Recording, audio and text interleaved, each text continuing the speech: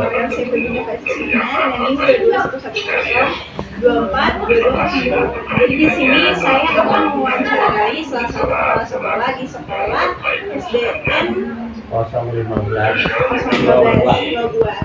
Di sini saya akan bertanya 16 pertanyaan buat Bapak tentang kebijakan kurikulum negerinya di Bali.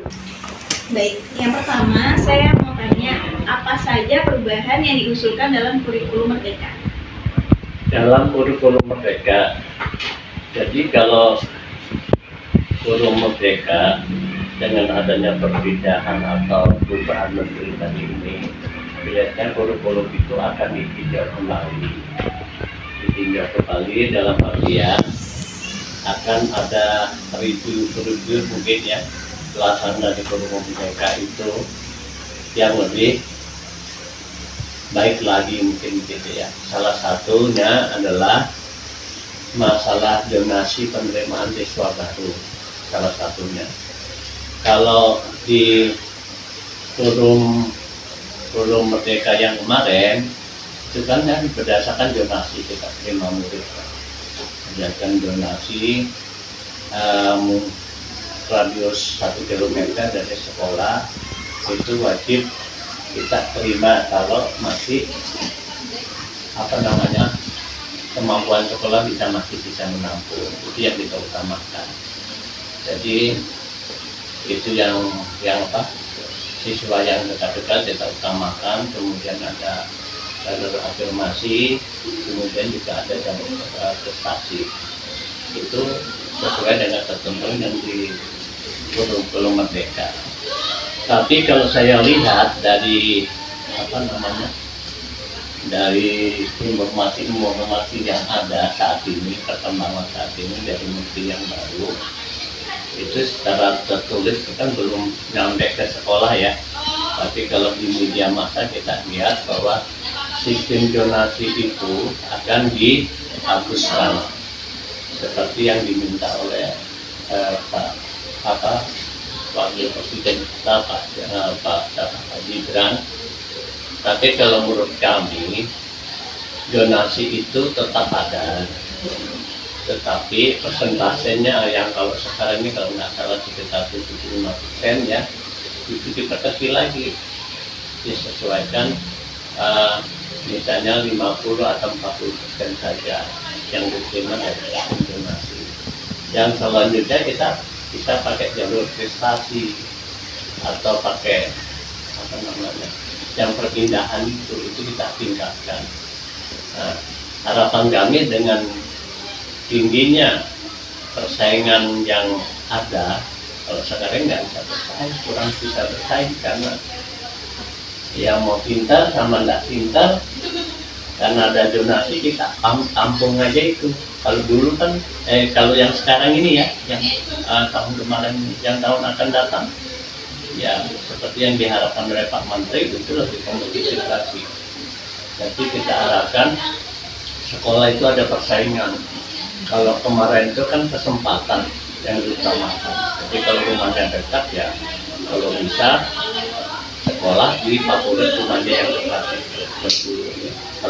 Kalau yang sekarang itu juga ada, tapi persentasenya kalau bisa diturunkan sehingga sekolah itu kelihatan bobotnya. Ini di sini mau pintar, ini berhubung kita SD kan mau bisa baca, nggak bisa baca, bisa hitung, nggak bisa hitung, itu harus kita tampung. Bahkan tambah tambah melalui TK itu harus kita tampung kalau sudah umur 7 tahun. Nah, jadi ini bagus bahwa program-program yang akan datang ini kan wajib belajar itu sampai dengan 13 tahun. Artinya pendidikan TK itu harus sudah dimulai, ya hitung, baca dan sebagainya. Sekarang enggak. Yang kemarin ini, yang PMM ini kelas 1 itu sudah bermain-bermain saja, seperti suasana yang ada di TK. Mengenal huruf ya sekedarnya saja. Tapi dengan program yang baru tadi ini, si menteri tadi ini maunya yang masuk kelas 1 memang sudah mengenal huruf minimal. Kalau kemarin kan enggak. mau mengenal huruf, bisa ngitung, bisa apa, masuk saja. Yang apalagi sudah umur tua, ya kan? Jadi di situ kompetitifnya tidak ada. Jadi untuk PPDB ya itu persentasenya donasi itu harapan kami itu bisa dikurangi, jangan sampai 75%. Ya kalau bisa ya cukup dengan 40%. Sekarang misalnya daya tampung kami di sini kan kurang lebih 100 ya. Ya berarti dari 140 orang saja lah yang donasi, selainnya itu harus melalui seleksi. Ini kita mendapatkan bibit-bibit unggul daripada anak-anak kita. Itu yang terkait dengan donasi. Kemudian yang terkait dengan ini lagi, apa ini? Yang terkait dengan ujian. Yang sekarang atau yang naik kelas. Yang naik kelas 1 jadi kelas 2, kelas 5 jadi kelas 6. Kalau kemarin itu programnya harus tuntas. Ada pendapat atau ada semacam anjot bahwa anak itu tidak boleh tinggal kelas. Mau pinter, mau tidak pinter, itu harus naik kelas. Sehingga kita bisa lihat di YouTube maupun di media massa itu SMP, SMA nggak bisa hitung-hitungan. 10 tambah 6, 60. SMP itu. Padahal itu kan matematika dasar yang harus dipahami dari kelas rendah, dari kelas 3 ke bawah harus tahu itu. Itu salah satunya. Jadi program kemarin yang di KMM itu kurang tepat kan saya. Jadi kita dikondisikan pokoknya anak itu turun harus dinaikkan. Tidak ada batasan. Nah sekarang kalau misalnya ada program ujian nasional, harus ada seleksi yang memang benar-benar seleksi. Kalau memang anak itu pintar harus naik kelas ya naik kelas. Kalau memang tinggal kelas ya tinggal kelas. Kemarin ibaratnya itu nggak turun 1 bulan atau 2 bulan pada saat dia ujian atau pada saat dia ulangan harus naik. Peraturan apa itu? Masa disamakan antara yang rajin sama yang tidak rajin naik sama-sama? Kurang memadai ya Pak? Iya, kurang memadai. Kemudian kita lagi kan itu ada KKM. KKM kemudian harus tuntas. Anak itu bisa nggak bisa harus dipaksa harus bisa. Nah kalau memang benar-benar anak nggak bisa, kalau memang benar-benar kita melaksanakan untuk mendapatkan nilai bobot anak itu yang bagus, ya nggak usah naik lah, nggak usah naik, biar mereka lebih giat belajar, mungkin lebih memahami materi atau ada akademik yang ada. Kalau ini enggak, terus naik. Nah itu salah satu kelemahan kalau menurut kami sebagai pelaksana pendidik di sini. Nah kemudian lagi ada sulit kita. Jadi guru ini selalu terpojok dengan kondisi kekurangan akhlak kita. Padahal kita sudah berbuat semaksimal mungkin di sekolah ini. Sekarang sulit anak untuk bersopan santun kepada guru itu agak repot. Sedikit-sedikit kita tegur, orang tua datang ngomel-ngomel, anak-anak ya ditegur. Saya aja seperti orang tuanya tidak pernah negur. Apalagi kita misalnya tidak ngerjakan PR beberapa langkah, apalagi sifatnya kita kasih hukuman fisik, itu sudah nggak ada lagi. Memang tidak perlu, tapi kalau kita lakukan itu panjang lagi. Padahal suruh berdiri atau suruh mengerjakan PR nya ulang saja itu bermasalah. Nah ini yang jadi kelemahan yang saat ini. Jadi harapan kami yang besok dari kementerian tadi ya paling tidak mengayomi guru lah. Tujuan guru itu kan menjadi anak mempunyai alat yang bagus, anak yang mempunyai akademik yang bagus, ya kan, sopan terhadap guru, orang tua dan orang lebih tua. Di sini sulit untuk mendapatkan hal itu karena ada campur tangan daripada pihak orang tua, ya kan. Kalau bisa itu ya anak-anak itu cuma turun aja itu, turun hadir naik kelas, turun hadir naik kelas, itu maunya orang tua kebanyakan. Ini kebanyakannya dengan tanda kutip, tidak cuma orang tua. Ada beberapa orang tua yang memang mungkin anak itu yang pandai, punya akhlak yang bagus, disiplin. Memang presentasinya kecil, nggak sampai 25% itu. Kebanyakan banyak tuntutannya, tapi tidak mau berbuat untuk kebaikan daripada anak-anak. Dan lagi yang paling jeleknya lagi, anak itu, ya orang tua ini kalau sudah sekolah ya urusan sekolah, nggak boleh begitu. Sifatnya menitipkan anak saja, aman dia bekerja dua-dua kan di sini. Jadi kalau ada apa-apa gurunya yang bermasalah. Jadi harapan kami sebagai tenaga pendidik, ya kita kalau berhasil lah ya kan, kalau di sekolah untuk akademik dan alat serahkan aja sama gurunya. Tentu saja si guru juga tidak akan berbuat yang brutal ya, menyiksa anaknya dan sebagainya. Nah, mungkin lah itu kalau itu memang terjadi, itu ada oknum saja. Pada umumnya si guru itu tidak mempunyai sifat demikian. Harapan guru dan sekolah tuh akademik bagus, alat yang bagus, ya itu yang diharapkan di sekolah. Mungkin itu yang untuk yang PPDB, yang lainnya lagi. Terus apa saja kelebihan dan kekurangan dari kurikulum terbaru? Banyak udah, kurikulum yang barunya kan belum kita terapkan, baru wacana. Tapi kalau daripada rumah kelihatannya akan lebih berpihak pada anak peserta didik kita untuk mempromosikan dan meningkatkan akademik anak-anak itu. Salah satu contoh itu nantinya yang saya lihat ya, yang saya baca tapi belum ada aturan yang resmi, itu boleh kalau memang anak itu tidak mampu untuk dinaikkan ke tingkat yang lain, misalnya kelas 1 jadi kelas 2, kelas 2 jadi kelas 3, ya ditinggal dulu, memberi pelajaran wajib atau pemahaman yang wajib untuk si anak itu. Nah, tugas si guru adalah memberi pengayaan yang lebih mendalam terhadap itu. Kemudian untuk yang anak-anak yang kurang itu diberi perhatian khusus terhadap wali kelas. Itu yang sekarang itu learning nggak katanya itu ya.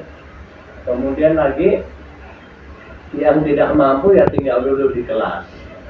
Kemudian ujian yang kemarin itu kan ujian. Kalau sekarang ada UN sebagai dasar untuk kompetisi di sekolah-sekolah lanjutannya. Kemarin itu kan tidak ada UN. Ya tidak ada UN dilaksanakan oleh sekolah. Kemudian sekolah juga dari beberapa pertimbangan yang seharusnya anak tidak memadai untuk diluluskan, tapi karena satu sistem kita harus luluskan anak itu. Nah, karena misalnya gini, anak itu yang tadi Bapak sampaikan bahwa anak yang bersangkutan itu malah turun. Persentasenya boleh dikatakan 60 ke bawah lah turunnya itu. Tapi kita karena dia ikut ujian kita harus luluskan. Nah, itu satu sistem. Nah, kalau tidak diluluskan, ya secara teknis, kenapa anak ini tidak diluluskan? Ya, macam administrasi yang harus kita temui di sini. Nah, ini juga satu kelemahan. Jadi kalau sekarang kalau memang dia menggunakan sistem sistem ujian nasional tadi itu, yang seperti kita alami dulu zamannya Bapak. Ya kalau nilainya 4, ya tulislah 4, nggak apa-apa. Walaupun lulus, tapi nilainya 4. Nah, sehingga itu timbul motivasi terhadap anak itu untuk meningkatkan kemampuan akademiknya. Sekarang ini tidak ada, yang lama itu tidak ada. Dia dipastikan pasti lulus. Kemudian naik ke SMP, pasti diterima orang zonasi, SD-nya di sini, sekolahnya SMP-nya di situ, masuk zonasi pasti di sini. Untuk apa? Capek-capek.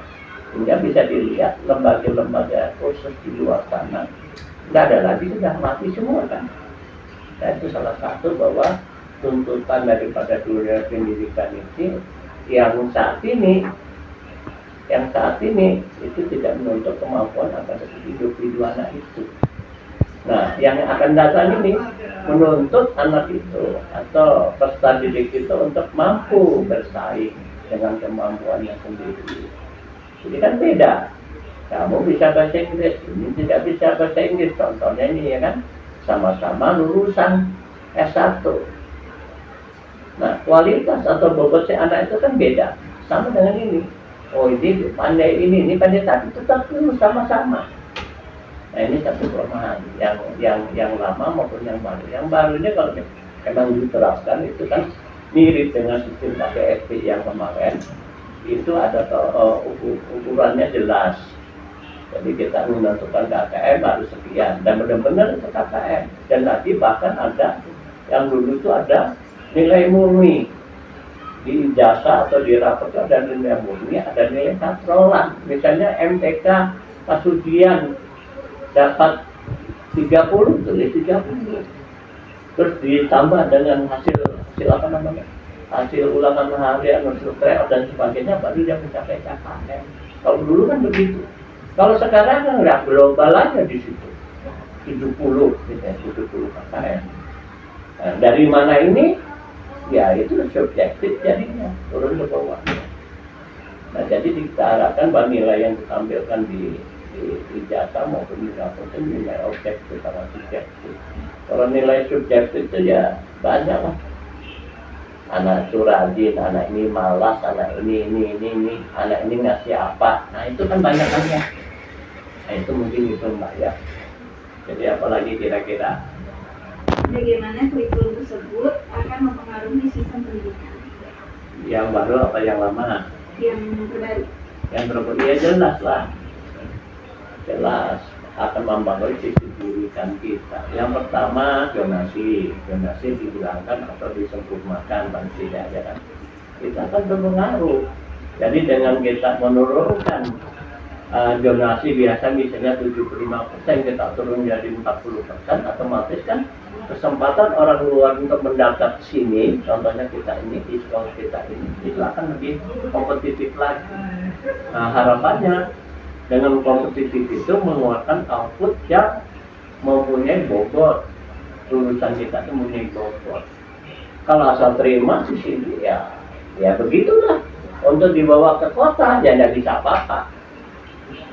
Misalnya di sini, apalagi di sini kan kadang-kadang internet dan macam-macam atau orang tua itu latar belakang yang berbeda-beda ya kan.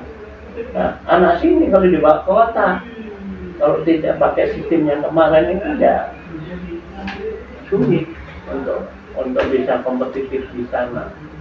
Harapan kita dengan sistemnya ini, anak itu mempunyai bobot individu yang bisa ditanding lah.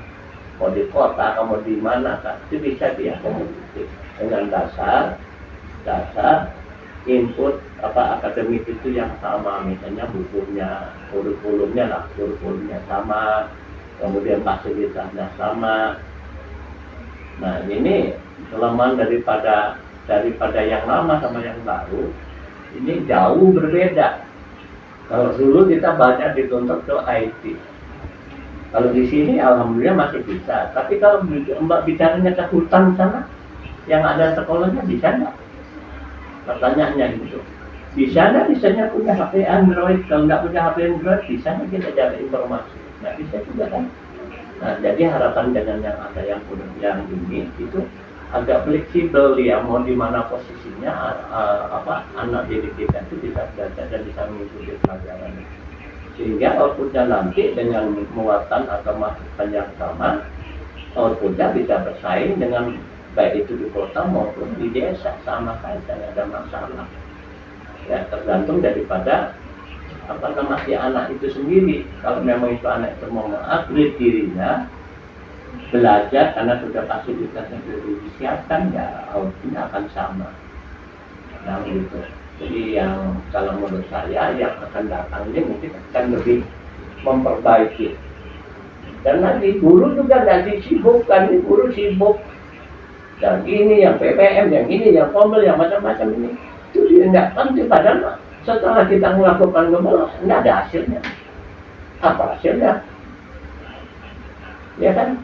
Jadi mungkin untuk si guru ya bolehlah dikasih pelatihan, tapi yang bersifat fintech atau yang teknis yang mendukung daripada tugas yang bersangkutan. Dan yang bersifat wawasan, biarlah mereka cari sendiri di Google dulu banyaknya, di AI itu kan banyak itu.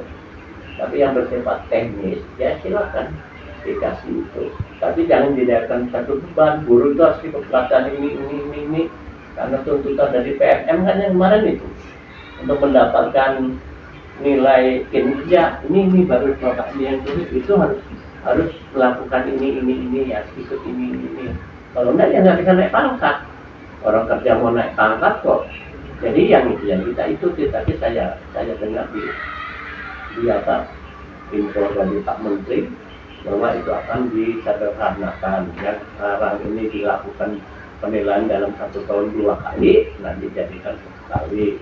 Kemudian pombel-pombel yang nggak karuan tadi itu mau dibuang.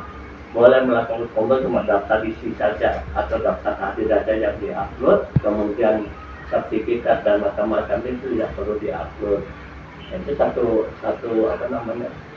program yang positif kalau bagi dunia guru kita ya. Jadi makanya kalau kemarin itu ya baik guru maupun muridnya kalau di desa itu serba tidak bisa apa-apa. Si guru dituntut oleh administrasi yang macam-macam, internet yang tidak mendukung, si anak juga begitu dituntut yang macam-macam, menggunakan media daring dan macam-macam. Ya repot secara pendidikan nggak kena. Mungkin itu.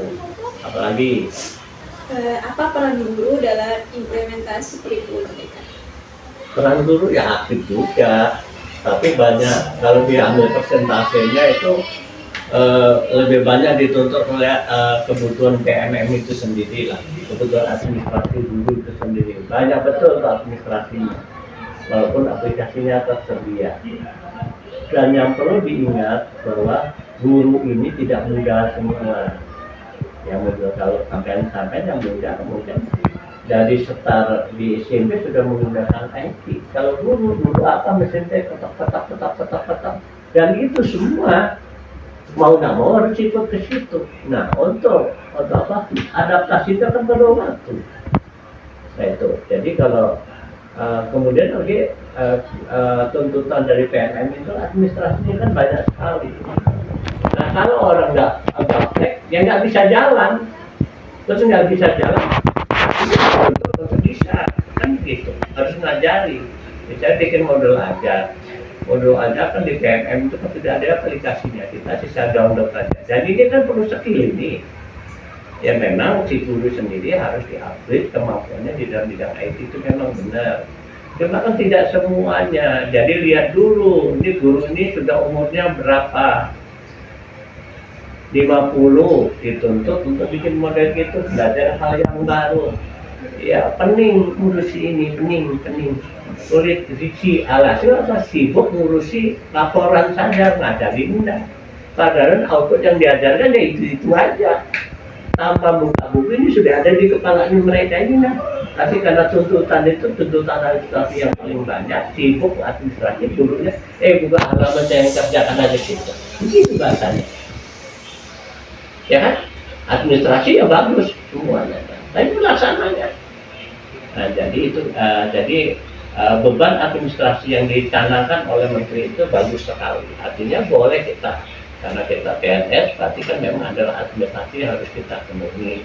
Tapi jangan terlalu lalu. Kalau zaman dulu kita mau naik pangkat itu fotokopi SK ini, set fotokopi kirim ke sana, selesai. Sekarang ada uji kompetensi, ada ini, punya sertifikat ini, yang DPM kan begitu. Kalau nggak diikuti, nggak naik pangkat. Muara kita bekerja apa? Ini kan bekerja, bukan pengabdian. Pengabdiannya nomor 2 berikutnya. Bekerja pertama, cari nafkah.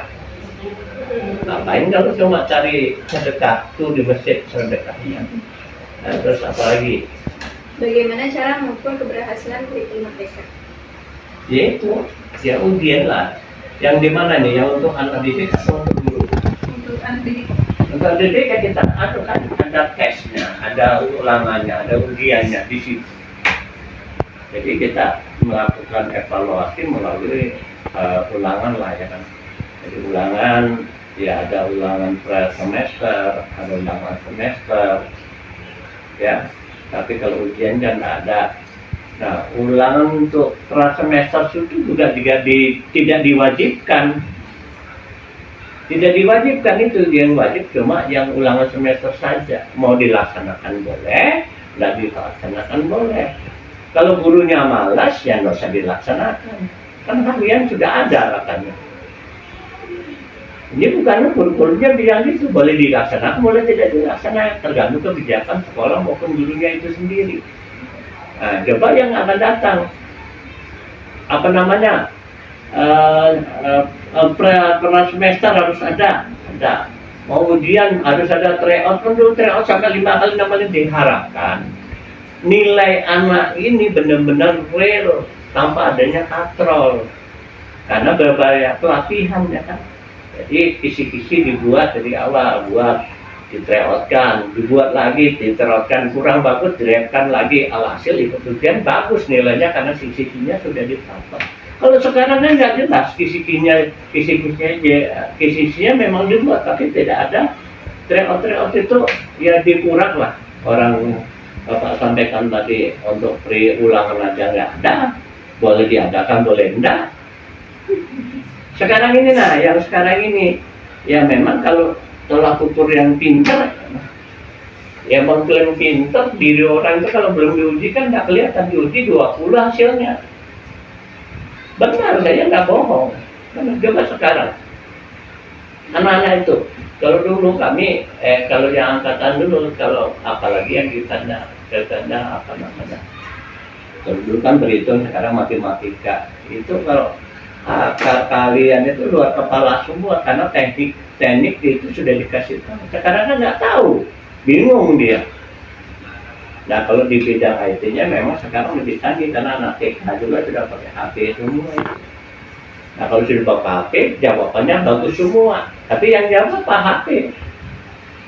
Bukan dari pengetahuan dari Iya, jadi kalau dia sudah tidak dipakai HP, jadi ini isinya kosong nih. Padahal pas kita ulang, ujian ini kan isinya penuh kan? Nah penuh dari mana?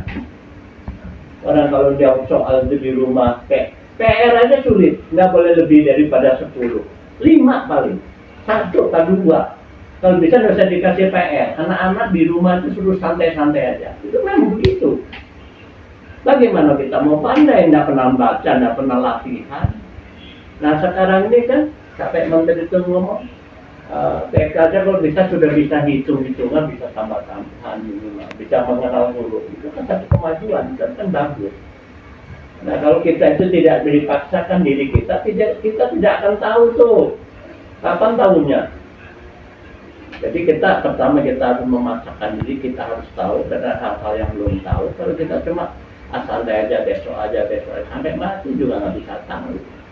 Contoh ngaji, nggak belajar ngaji ya nggak bisa juga selamanya. Padahal tiap hari ada orang ngaji, dengar orang ngaji, bukunya banyak, nggak belajar bisa nggak kira-kira.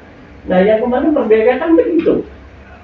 Nggak boleh kasih PR, situ nggak boleh di sekolah, jangan terlalu banyak berlatih.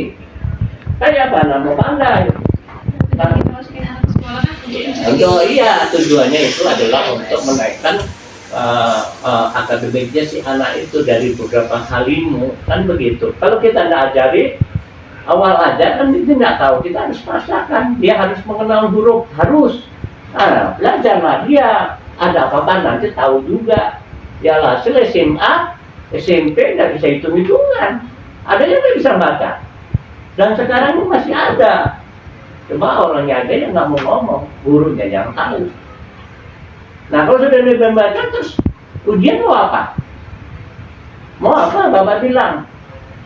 Soal kan panjang-panjang ini. Bagaimana mau menjawab soal? Hasil lagi hitung-hitung A, B, C. Coret. Sekarang kan pilihan ganda semua. Adalah saya jarang, nggak boleh memang.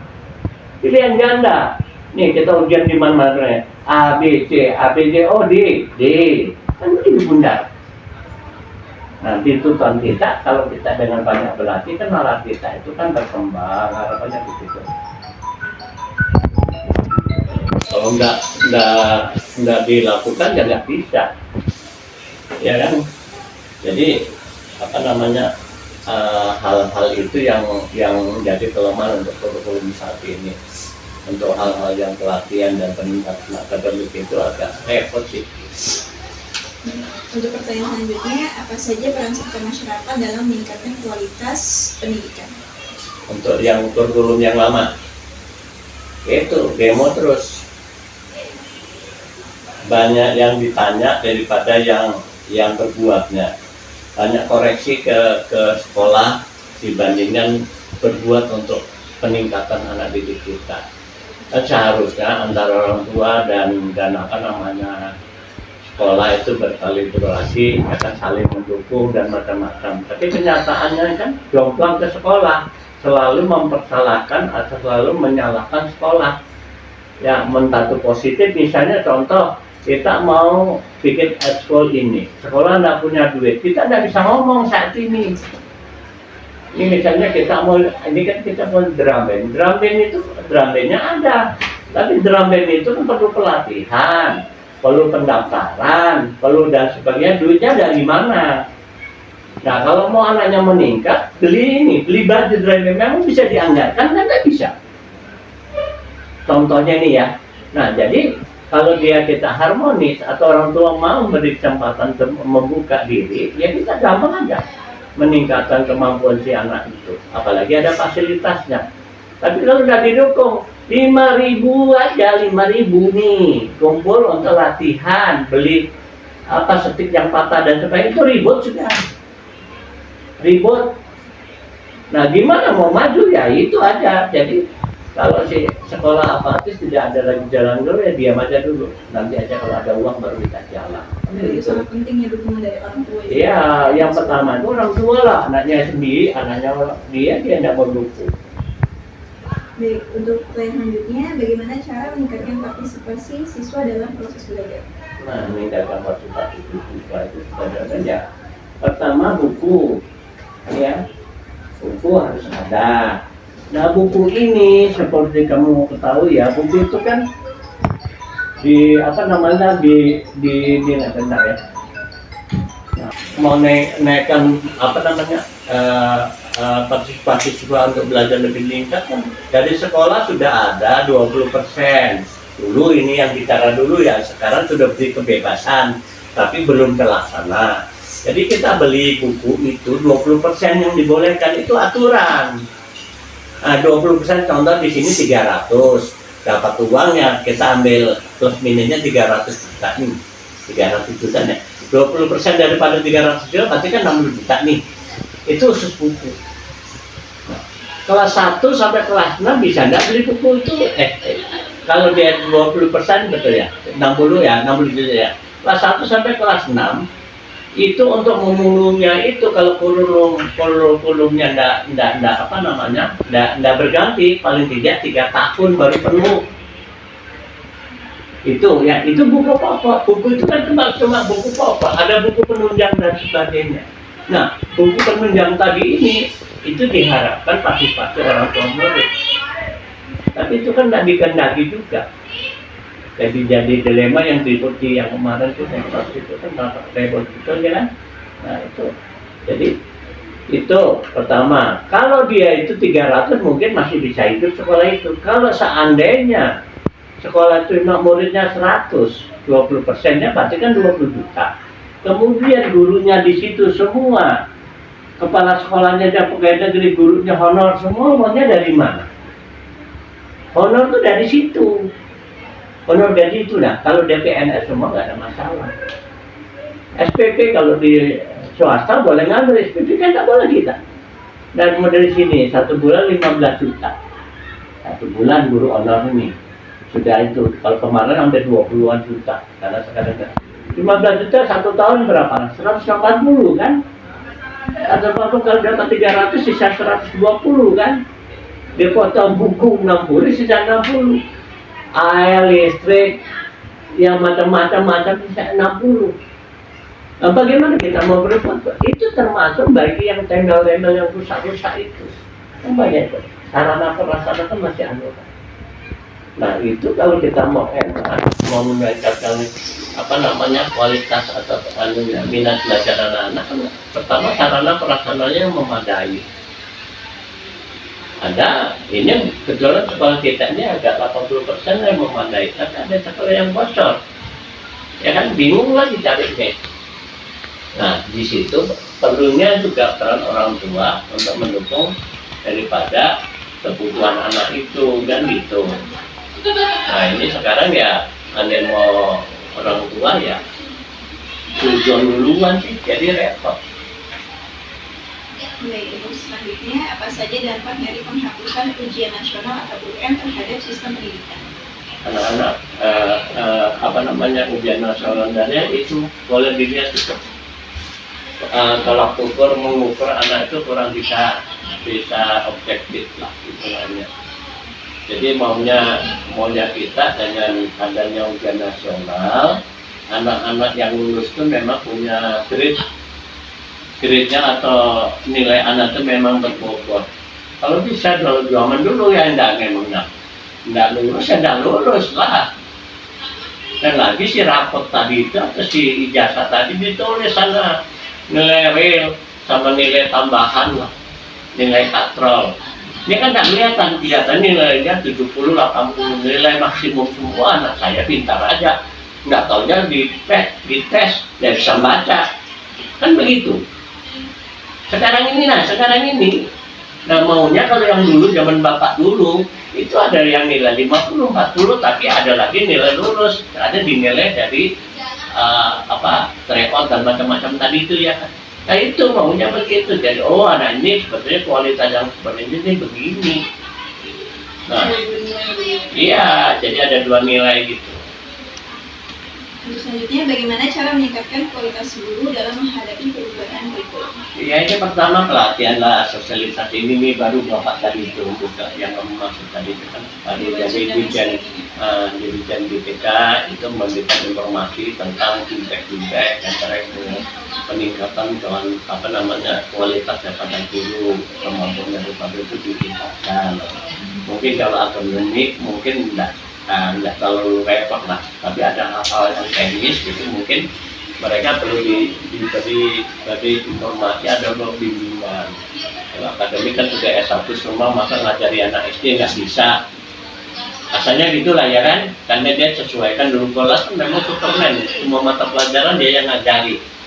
Nah tapi ada hal-hal tertentu, misalnya dia ngajari bahasa Inggris tapi bukan jurusan bahasa Inggris, nah itu perlu bintek. Karena kan sekarang kita tidak lagi namanya kan tidak ada guru bidang itu. Tidak ada guru bidang kan, maunya guru kelas kan dari Superman atau Superwoman, tahu semua. Ya kan? Nah, itu. Selanjutnya, apa saja rencana pemerintah untuk meningkatkan akses pendidikan bagi masyarakat tidak mampu? Kalau tidak mampu itu mudah, sekolah kan kita gratis ini. Kemudian buku juga nanti dicanangkan gratis, ini kebetulan ini baru cuma gratisnya dikasih buku cuma 3-4 lembar, muridnya 350 kayak apa mau gratis. Ini baru bapak terima itu. Nah, maunya bapak itu kalau kalimatnya semua gratis, semuanya disiapkan oleh pemerintah, baik buku pokoknya maupun buku penunjangnya, baik seragamnya maupun yang lainnya disiapkan dulu semuanya. Nah, bagaimana caranya bapak nggak tahu. Pokoknya kalau mau zamannya gratis itu ya disiapkan semua. Ini kan enggak. Nih buku gratis tapi 4 lembar ini gini. Ini bohong, ini nggak bohong nih buku 4 lembar. Ini buku keterampilan. Muridnya berapa jumlahnya? Muridnya kan banyak itu. Nah ini kan. Nah ini untuk keterampilan pendidikan. Ada lagi situ itu buku gratis semua. Nah, terus kalau yang begini nih, kita berarti gimana? Ini bilangnya untuk buku perpustakaan. Kemudian buku perpustakaan 5 lembar ini kalau memang dibaca berapa? Satu orang anak itu dapat giliran paling tidak 3 bulan 4 bulan baru bisa baca. Nah iya, jadi kalau memang dia mau gratis, kalau muridnya 300, saya kasih buku 300 lah, ya kan?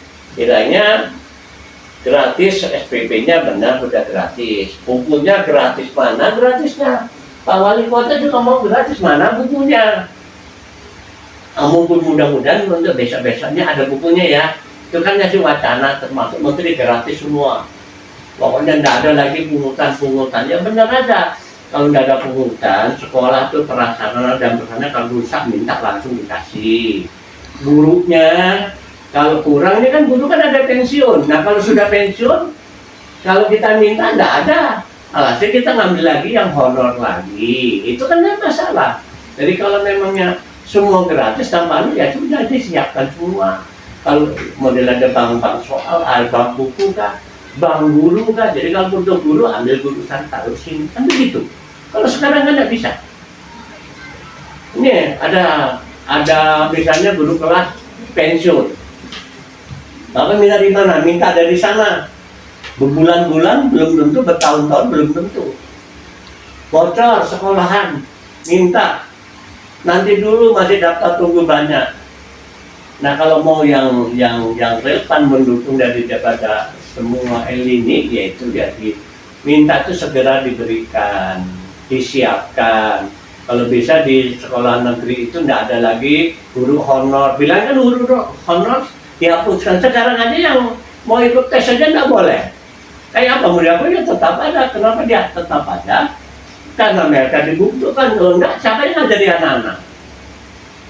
Ayo, yang dua tahun ke bawah kan belum boleh ikut tes ini. Masuk Dapodika aja belum. Nah, terus itu mau dibuang. Terus yang ngajar siapa? Memang bisa satu ngajar kelas 6, guru ini dia double di kelas 1, kelas 2, begitu. Memang begitu kan enggak juga. Diperlukannya guru honor. Nah, guru honor bilangnya mau dihapuskan. Menghapusnya caranya gimana? Siapkanlah itu. Guru honor atau guru PNS yang misalnya seperti dinas sana, Pak, guru saya pensiun diganti. Tambah diminta, seharusnya kalau sistemnya jalan begitu. Ini semua diminta dulu, nanti tunggu setahun 2 tahun. Bahkan sampai bertahun-tahun enggak keluar. Itu non, jadi itu ngomongin Pak Menterinya. Kamu kan orang Muhammadiyah, Pak Menteri kan Muhammadiyah itu kasih itu masukan itu supaya dia benar-benar sekolah ini gratis, ya kan? Baik, cukup sekian pertanyaan dari saya. Jadi menurut Bapak, kira-kira harapan Bapak ke depannya tentang kurikulum? Harapan Bapak dari dunia pendidikan ya kurikulum baik ini ya, yang baru ini mudah-mudahan dapat bisa teraplikasi dengan baik, ya kan? Cepat diturunkan tuh aturan-aturan mainnya. Peraturannya kan belum, masih dalam tahap wacana-wacana, sehingga kami juga ya wacana-wacana ini sebentar lagi kan dengan kurikulum, buku-buku yang kemarin itu tidak dipakai lagi. Nah, sekarang dipakai, tapi presentasinya kan kurang ya tadi. Jadi harapan kami kalau memang itu kan sekarang ini kan kami belanja atau melakukan kegiatan ini kan berdasarkan dana BOS. Dana BOS itu berdasarkan jumlah murid, ya. Jadi jumlah murid itu juga dana BOS bisa digunakan dengan maksimal kalau sarana prasarananya mencukupi, bukan memadai, mencukupi. Artinya kalau butuh tenaga guru itu 20, ya 20 gurunya ada. Biasanya gini, PNS-nya 20 ya 20, jangan PNS-nya 1, guru yang honor 10. Nah kalau guru honor 10 itu uangnya dari mana? Dari dana BOS tadi ya, sekolahnya gini-gini aja, nggak bisa. Bilangnya guru kepala sekolahnya nggak bisa berkembang, ya nggak bisa kembang, nggak ada duitnya. Kecuali saya bisa jual apa, atau ngambil SPT bisa, nggak bisa ngambil SPT. Jadi harapan kami kalau memang itu sekolah mau lebih berkembang dan kompetitif, ya semua sarana dan prasarananya serta kebutuhan tenaga kerja dipenuhi sehingga kami bisa melaksanakan tugas sesuai dengan apa yang dengan program pemerintah, kan begitu ya kan? Nah mungkin itu ya namanya. Terima kasih, minta maaf kalau misalnya ada kesalahan kata dari saya Pak, ya. Atau misalnya ada pertanyaan saya tidak sesuai, saya minta maaf. Ya. Terima kasih dari saya. Wassalamualaikum warahmatullahi wabarakatuh. Waalaikumsalam.